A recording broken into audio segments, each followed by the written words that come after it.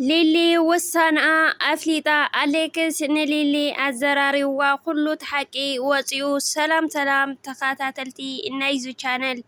كمين يقوم كمي تخونو أنا سلام لخو إزغابيهر مسكن بابزلخمو سلام طعنا رحوا قصانت يمنيلكم مالتيو حدشتي نزا channel زخونكم دمو سبسكرايب إنا غوركم بيتسوكنو ቤተሰብ ዝኾንኩም እውን ሸር ላይክ ናጎርኩም ናታትኩም ምትብባዕ ይፈለየኒ ኩለኩም ይፈቲ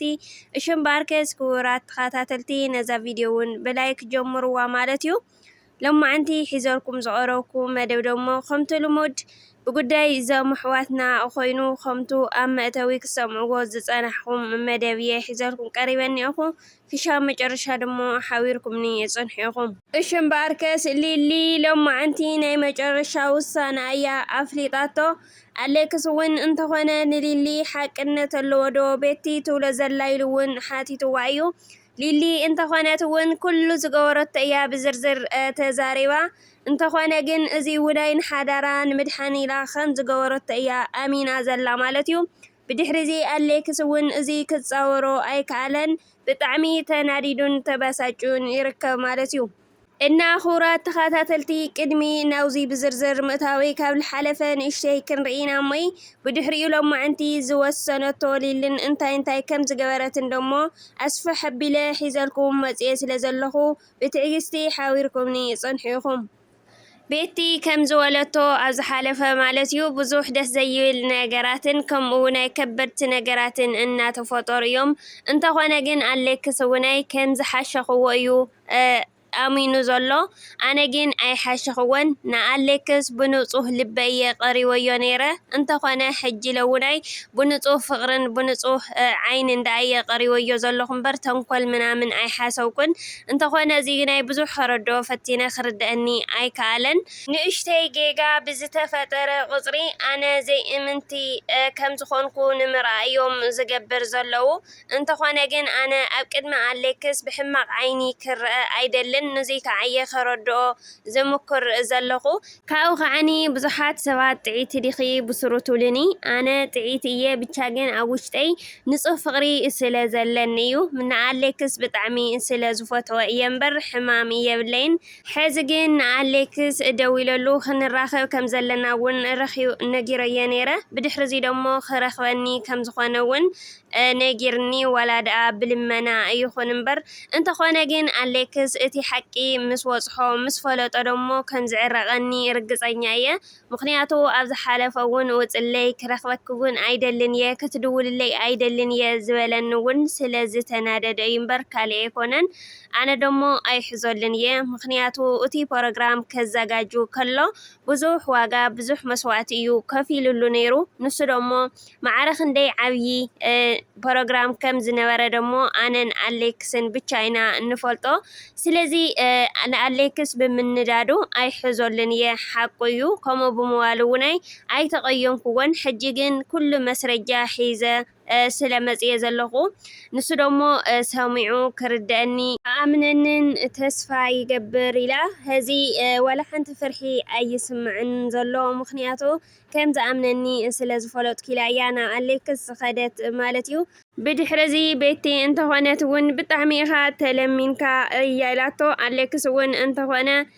ዝገበርክዮ ረሲዕኽዮ ዲኺ ፅቡቕ ዲኺ ጌርክኒ ክብል እዩ ሓቲትዋ እንተኾነ ግን ቤቲ ኣነኮ ብዙሕ ከረድአካ ኢለ ፈቲነ ካብኡ ከዓኒ ማስረጃ እኒአኒ ንባዕሉ ናበልኩ እውነይ ክትሰምዐኒ ኣይከኣልካን ብዝኾነ ግን ዋላ ሕዚ ክትፈልጦ ዘለካ ግን ንዓኻ ንኸይትጉዳእ ኢለ እየ ከምኡ ገይረ እያ ኢላቶ ኣሌክስ እውን እንተኾነ ንስኺ ዋላ ሓንቲ ኢልኪ ንዓይ ክትገብሪ ኣይትኽእልን ኢኺ ምክንያቱ ዋላ እውን ዘፈራርሐኪ እንትሕዳ ሃሊ ውናይ ኣፍቃሪኺ ክኸውን ይኽእል እዩ ንሱ ብቻ እዩ ክኸውን ዝኽእል እምበር ሊሊ ክትገብር ኣይትኽእልን እያ ኢልዋ ቤቲ እንተኾነት እውን ኣነ ኣፍቃሪ የብለይን ኣፍቃሪ እናበልካ እውን ኣይተናድደኒ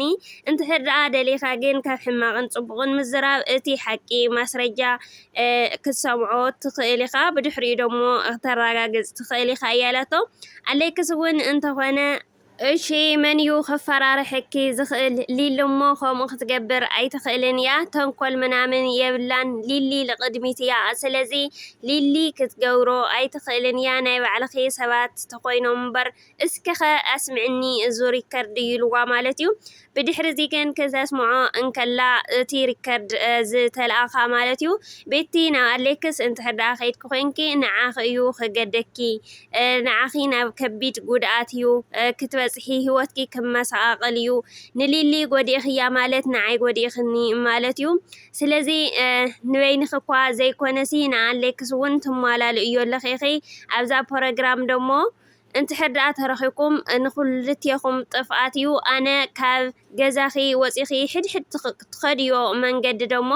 ኣብ ጎንኺ እየ ዘለኹ ይከታተለኪ እየ ዘለኹ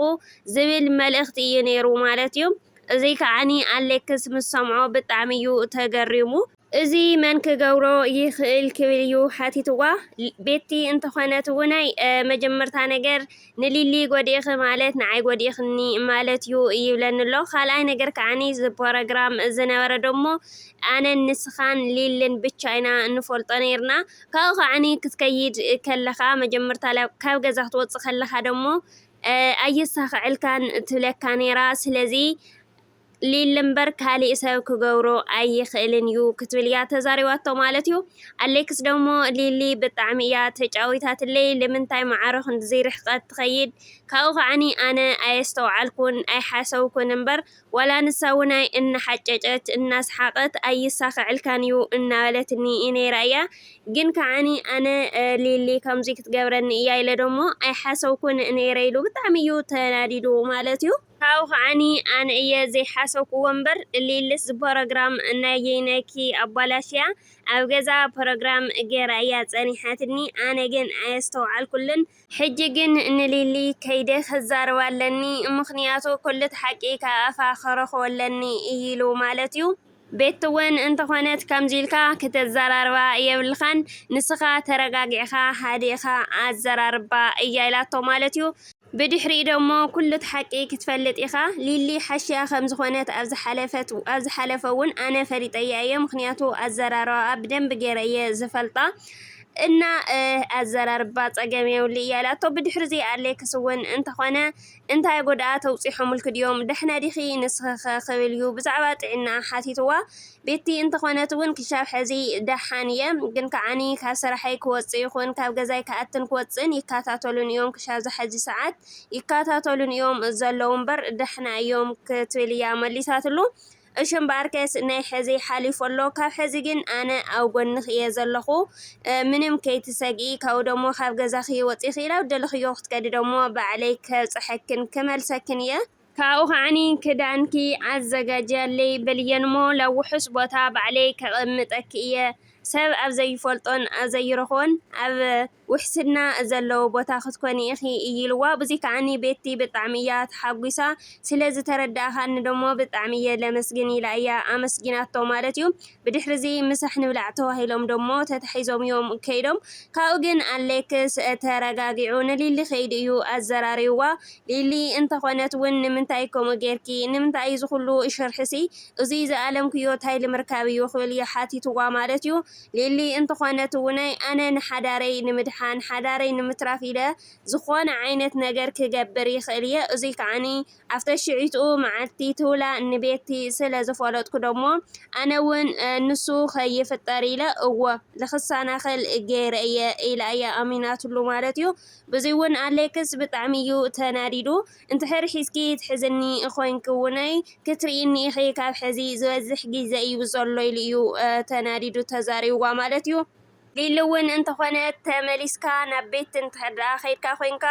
ናየይን ናትካን ዘሎ ፍቕሪ ኣብዚ ከብቅዕ እዩ ኣነ ለውናይ ናይ ባዕለይ ውሳነ ክውስን እየ እዚ ባዕልኻ ትውስኖ ውሳነ እዩ እያ ኢላቶ ማለት እዩ ብዙ ደሞ ኣሌክስ ብጣዕሚ እዩ ተናዲዱ ብዝኾነ ኩራት ሕዋተይ ሰላምን ፍቕርን ኩሉ ወዲ ሰብ የውርደሉ ናይ ሎማዓንቲ መደበይ እዚኣ እያ ነይራ ሻብ ካሊእ መደብን ትሕዝቶን ዝመፅእ ሰናይ መዓልቲ